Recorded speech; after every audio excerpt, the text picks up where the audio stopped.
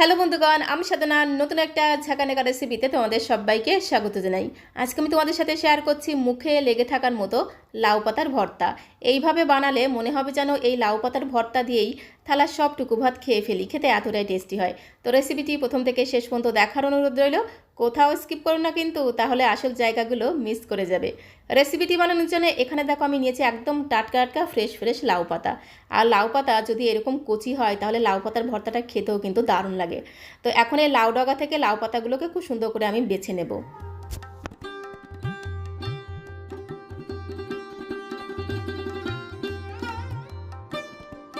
তো লাউ ডাগা থেকে সমস্ত কচি কচি লাউ পাতাগুলোকে দেখো খুব সুন্দর করে বেছে নিয়েছি। আর এই লাউ পাতাগুলোকে বেছে নেওয়ার পরে 3-4 বার খুব ভালো করে বেশি বেশি জলের মধ্যে ধুয়ে নিতে হবে। ঠিক এইভাবে একটা লাউ পাতার সাথে আরেকটা লাউ পাতাকে খুব ভালো করে ঘষে ঘষে ধুয়ে ধুয়ে নিতে হবে। তাহলে কি হবে, লাউ পাতার মধ্যে অনেক রকমের ধুলোবালি থাকে। তো এইভাবে যদি একটা পাতার সাথে আরেকটা পাতাকে খুব ভালো করে ডলে ডলে ধুয়ে নেওয়া হয় তাহলে লাউ পাতাগুলো খুব সুন্দরভাবে পরিষ্কার হয়ে যায়। সমস্ত লাউ পাতাগুলোকে দেখো খুব ভালো করে ধুয়ে পরিষ্কার করে নিয়েছি। তো এখন এই লাউ পাতাগুলোকে একদম ঝিরিঝিরি করে কুচি করে নেব। তো লাউ পাতা খুব ভালো করে জল দিয়ে ধুয়ে তারপরে লাউ পাতাগুলোকে ঠিক এইভাবে একদম ঝিরিঝিরি করে কুচি করে নিতে হবে। লাউ পাতাগুলোকে কুচি করে তারপরে যদি জল দিয়ে ধুতে চাও তাহলে কিন্তু লাউ পাতাগুলো খুব ভালো পরিষ্কার হবে না। তো তার জন্য আগে খুব ভালো করে ধুয়ে তারপরে লাউ পাতাগুলোকে ঠিক এইভাবে একদম ঝিরিঝিরি করে কুচি করে নিতে হবে। সমস্ত লাউ পাতাগুলোকে খুব সুন্দর করে ঝিরিঝিরি করে কুচি করে নিয়ে একটা প্লেটের মধ্যে আমি তুলে নিয়েছি। তো এখন এই লাউ পাতাগুলোকে আমি ভাপিয়ে নেব। তার জন্য দেখো সরাসরি চলে আসলাম কড়াইয়ের কাছে। গ্যাসের ফ্লেমটা অন করে দিয়ে একটা কড়াই বসিয়ে দিয়েছি। কড়াইয়ের মধ্যে একদমই সামান্য পরিমাণে দিয়ে দিলাম জল, যাকে বলে 1 কাপে 4 ভাগের 1 ভাগ দিয়ে দিলাম জল। জলটা একদমই অল্প পরিমাণে দিতে হবে যাতে লাউ পাতাগুলো খুব তাড়াতাড়ি নরম হয়ে যায়, তার জন্য একদমই সামান্য পরিমাণে জল দিয়ে দিতে হবে। তারপরে কেটে রাখা লাউ পাতাগুলো দিয়ে দিলাম। আর লাউ পাতাগুলোকে একটু ভাপিয়ে নেওয়ার সময় একদমই সামান্য পরিমাণে দিয়ে দিতে হবে লবণ, তার সাথে দিতে হবে 3টে কাঁচা লঙ্কা, আর দিয়ে দেবো 2টো শুকনো লঙ্কা। ঝালের পরিমাণটা তোমরা যে যেমন ঝাল খেতে পছন্দ করো সে অনুসারে এখানে কাঁচা লঙ্কা শুকনো লঙ্কার পরিমাণটা অ্যাড করে দেবে। দিয়ে দেবো 10 থেকে 12 কোয়ার মতো রসুন। রসুনের পরিমাণটা যদি একটু বেশি করে দেওয়া হয় তাহলে এই লাউ পাতার ভর্তাটা খেতে কিন্তু দারুণ টেস্টি হবে। তো আমি একটু রসুনের পরিমাণটা বেশি দিয়ে দিলাম। এবারে একটু ধামাচাপা দিতে হবে, মানে ঢাকনাটা বন্ধ করে গ্যাসের ফ্লেমটা মিডিয়ামে রেখে জাস্ট 2 মিনিট একটু ভাপিয়ে নেব। জাস্ট লাউ পাতাগুলো একটু নরম হয়ে যাবে, সাথে সাথে রসুন শুকনো লঙ্কা কাঁচা লঙ্কাগুলো একটু সেই সাথে নরম হয়ে যাবে। তাহলে কি হবে, বেটে নিতে সুবিধা হবে। তো দেখো জাস্ট 2 মিনিট একটু ঢাকা দিয়ে রেখেছিলাম, এর থেকে বেশি সময় ধরে ভাপানোর কোনো প্রয়োজন নেই। জাস্ট লাউ পাতাগুলো একটু দেখো নরম হয়ে গেছে, গ্যাসের ফ্লেমটা বন্ধ করে দিয়ে জল সমেত লাউ পাতাগুলোকে একটা প্লেটের মধ্যে আমি নামিয়ে নেব। এই লাউ পাতা ভাপানো যে জলটা, এই জলটা কিন্তু আমি ফেলে দেবো না, এই জলটা সমেত আমি লাউ পাতা ভাপাটাকে এরকম একটা প্লেটের মধ্যে নামিয়ে নেব। লাউ পাতা থেকে কিন্তু এমনিতেই জল বের হয়, তো লাউ পাতা ভাপানোর সময় কিন্তু একদমই অল্প পরিমাণে জল দিতে হবে। জলটা সমেত দেখো লাউ পাতাগুলোকে আমি একটা থালাতে নামিয়ে নিলাম। আর এই জলটা রেখে দিলে কি হবে, লাউ পাতাগুলো বাটার সময় আলাদা করে কোনো জল দিতে লাগবে না। এই ভাপানো জলটা দিয়েই কিন্তু লাউ পাতাটাকে একদম মিহি করে বেটে নেওয়া যাবে। একটুখানি ঠান্ডা করে তারপরে কিন্তু লাউ পাতাগুলোকে বেটে নেব। যেহেতু আমি মিক্সিং জারের মধ্যে দিয়ে একদম মিহি করে বেটে নেব, তাই অবশ্যই কিন্তু লাউ পাতাগুলোকে খুব ভালো করে ঠান্ডা করে তারপরে মিক্সিং জারের মধ্যে দিতে হবে। তো লাউ পাতার সাথে এই রসুন কাঁচা লঙ্কা শুকনো লঙ্কাগুলোকে একটুখানি হালকা করে ভাপিয়ে নেওয়ার কারণে বেশ একটু নরম হয়ে গেছে, বেটে নিতে সুবিধা হয়। তো এখন এই শুকনো লঙ্কা কাঁচা লঙ্কা আর রসুন সমেত লাউ পাতাগুলোকে মিক্সিং জারের মধ্যে দিয়ে দিলাম। তো এখন আমি এর মধ্যে 1 চামচ ভর্তি করে দিয়ে দেবো গোটা জিরে। একটু গোটা জিরে কিন্তু অবশ্যই দেবে, তাহলে দেখবে এই লাউ পাতার স্বাদ আর গন্ধ আরও দ্বিগুণ বেড়ে যাবে। কোনো রকম জল কিন্তু দেবো না, যেহেতু লাউ পাতা ভাপানো জলটা এর মধ্যে রয়েছে, তাই মিক্সিং জারের ঢাকনাটা বন্ধ করে লাউ পাতাটাকে একদম মিহি করে দেখো পেস্ট করে নিলাম। এরকম করে একদম মিহি করে পেস্ট করে নিতে হবে। তোমরা চাইলে কিন্তু শিলনোড়াতেও বেটে নিতে পারো, তাতে কোনো সমস্যা নেই। তো তারপরে লাউ পাতার পেস্টটাকে একটা বোলের মধ্যে আমি ঢেলে নেব। তো সমস্ত লাউ পাতার পেস্টটাকে দেখো একটা বোলের মধ্যে আমি ঢেলে নিয়েছি। কালারটা দেখো কত সুন্দর হয়েছে। এরকম করে একদম মিহি করে পেস্ট করে নিতে হবে। আর লাউ পাতা বাটার সময় 1 চামচ গোটা জিরে দিয়ে বেটে নিয়েছিলাম, যার কারণে লাউ পাতা বাটার পরে দেখবে লাউ পাতা থেকে খুব সুন্দর একটা জিরে বাটার ঘ্রাণ পাবে। ঘ্রাণটা কিন্তু দুর্দান্ত লাগে।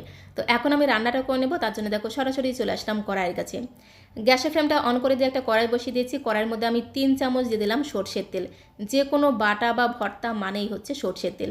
তো অবশ্যই কিন্তু লাউ পাতা ভর্তাটাকে সরষের তেল দিয়ে রান্না করতে হবে। তেলটা একটু গরম হয়ে গেলে 1 চামচে 3 ভাগের 1 ভাগ দিয়ে দিলাম কালো জিরে ফোড়ন। কালো জিরেটাকে দিয়ে একটু নাড়াচাড়া করে ভেজে নেওয়ার পরে এর মধ্যে আমি লাউ পাতা বাটাটা দিয়ে দেবো। তারপরে খুব সুন্দর করে একদম ঘোটানাটা করে একটু মিশিয়ে নেব।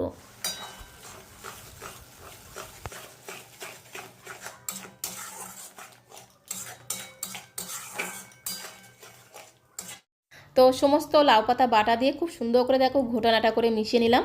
আর এই সময় একটু চেক করে দেখতে হবে নুনের পরিমাণটা ঠিকঠাক আছে কিনা, কারণ লাউ পাতা ভাপানোর সময় আমি লবণ দিয়ে লাউ পাতাটাকে ভাবিয়েছিলাম, সেই কথা মাথায় রেখে এই সময়টা লবণটা দিতে হবে। তো একটুখানি লবণটা কম মনে হলো, তাই জাস্ট 1 চিমটির মতো একটু লবণ দিয়ে দিলাম। তার সাথে দিয়ে দিলাম একটু হলুদ গুঁড়ো। তোমরা চাইলে কিন্তু লাউ পাতা ভাপানোর সময় লবণটা নাও দিতে পারো, লবণ ছাড়াও কিন্তু লাউ পাতাটাকে ভাপাতে পারো।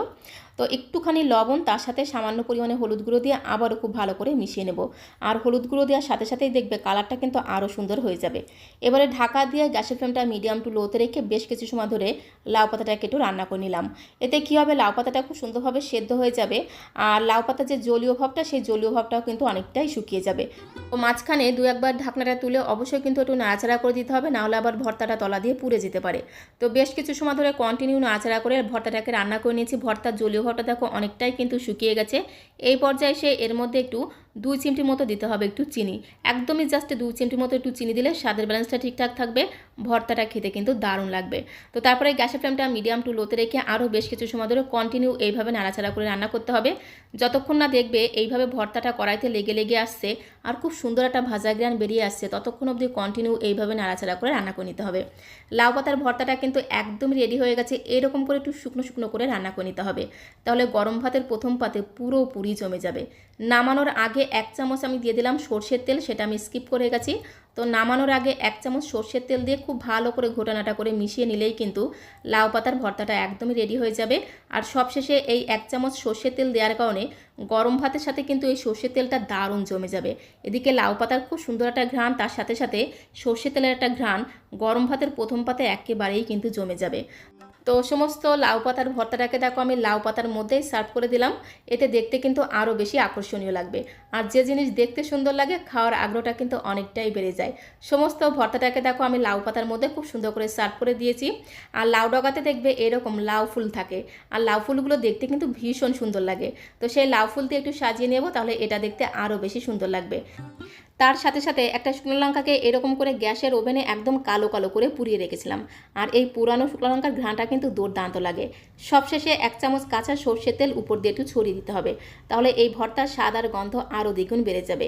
এরকম যদি লাউ পাতার ভর্তা থাকে, গরম ভাতের প্রথম পাতে আর কিচ্ছু লাগবে না, এই লাউ পাতার ভর্তা দিয়েই কিন্তু থালার সবটুকু ভাত খেয়ে নিতে ইচ্ছে করবে, খেতে এতটাই টেস্টি হয়। তো আজকের এই লাউ পাতার ভর্তা রেসিপিটা তোমাদের কাছে কেমন লাগলো অবশ্যই কমেন্ট বক্সে লিখে জানিও। ভালো লাগলে একটা লাইক আর শেয়ার করে দেওয়ার অনুরোধ রইল, আর নতুন বন্ধু হয়ে থাকলে চ্যানেলটিকে সাবস্ক্রাইব করে দিয়ে পাশে থাকার অনুরোধ রইল। তো আজকের মতো এই পর্যন্ত, সবাইকে অসংখ্য ধন্যবাদ।